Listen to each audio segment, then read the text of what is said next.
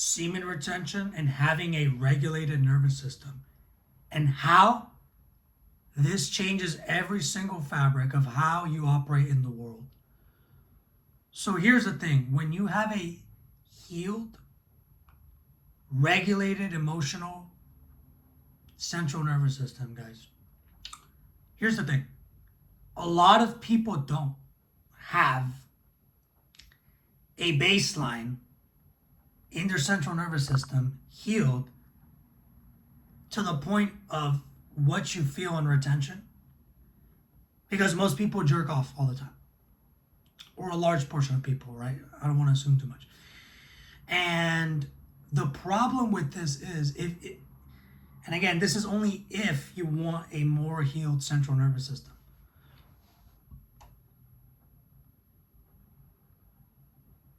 When you interact with someone or when you deal with a situation, your dopamine levels have a baseline of motivation, how nervous you feel, how excited, how easily you can be excited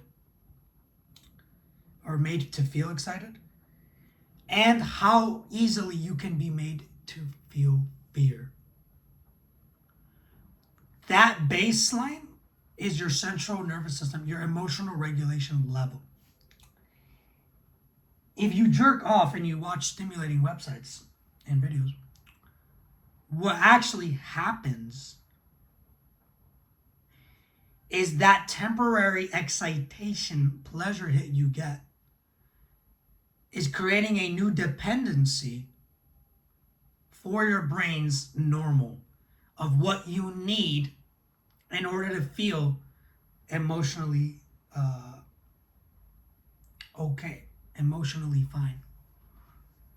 But the dependency very quickly becomes chaotic, emotional, unregulated states where something small ticks you off and you're like, oh my God, I remember this feeling, guys, when I was not, on 220 days streak retention.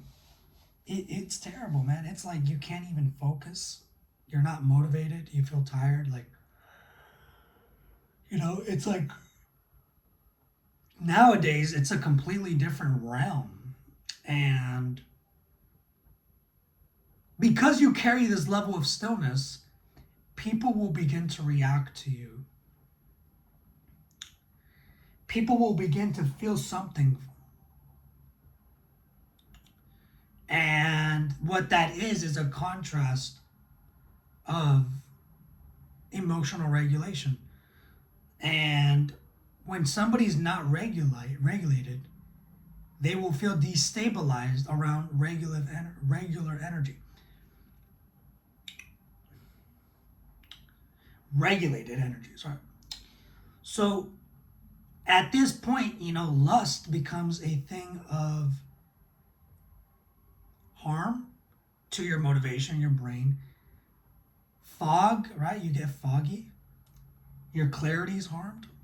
You're not as decisive because you cannot think as well and sharp when your brain is constantly focused on what to get next, sexually, right? What validation hits you want to get, and what type of things you can feed your ego with. Maybe with the problems I had, guys, was I was trying to focus so much on my ego.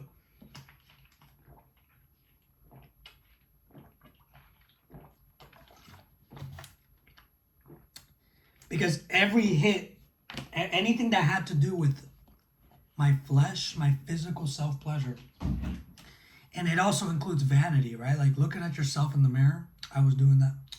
Looking at myself in the mirror and just like everything that had to do with feeding the ego. It feels good. All humans have an instinct to feel, they want to feel important, and right? That's normal. But that is also an addiction in of itself, ego. So when you strip off retention, it's a big ego strip because you have to face the truth. What do you really want to do? What are your actual plans? What ambition do you actually want to pursue, conquer, create, elevate?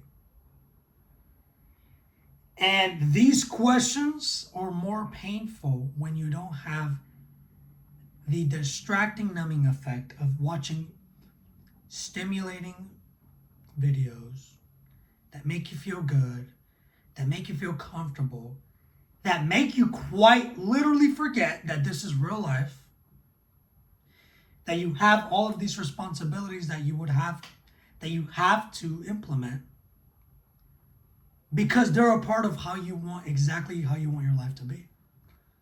And you know deep down that you're not going to get there without self-mastery. You can't be productive if you can't conquer your urges, right? The very act of being productive is repeating the actions that you need to do daily instead of the actions that you don't need to do, that you don't want to actually deep down do. Like jerking off. Jerking off could be like, a 10-minute, 5-minute thing, but it leaves a wave of residue in your mind and emotions. You're like this. It will affect you. And that fog that you get, it's a wave. It's like a wave like this.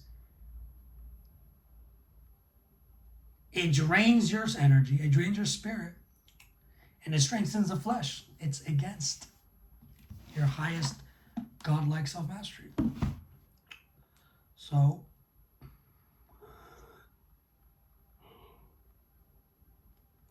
when you get rid of that, you have to deal with a new thing, and that is the fact that most of the world, guys, does not want to do this.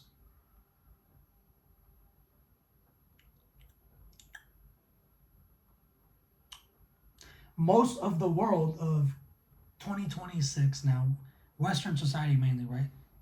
Everybody wants to have, it's normal. It's part of life. That was me. I had mistakes, right? I'm not perfect. But now I'm on this journey and I'm on retention. Part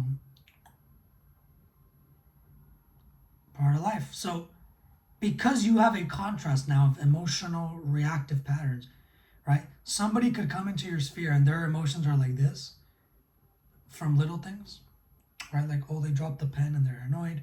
Oh, they got to go somewhere later and they're annoyed. Meanwhile, your emotional reactive patterns are more still. That's also going to cause new things that you didn't know you needed to deal with. Because everything that moves you emotionally is giving you information.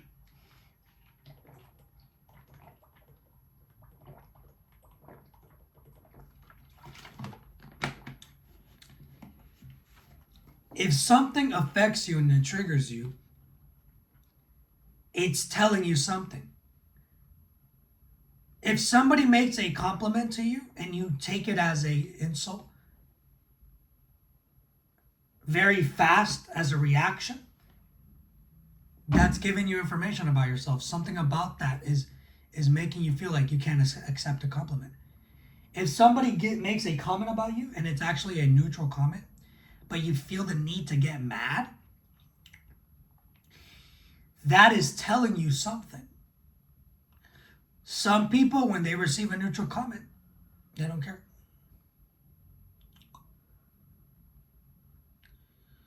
All of those triggers, when you do retention, become very clear, guys. In other people and as well in yourself. So, what does this look like? It looks like ego tension, things you didn't know affected people on accident, things you didn't know affect you, and more self-will. And as you try building your purpose and you're doing your thing, those things come up, and that's just how it is. So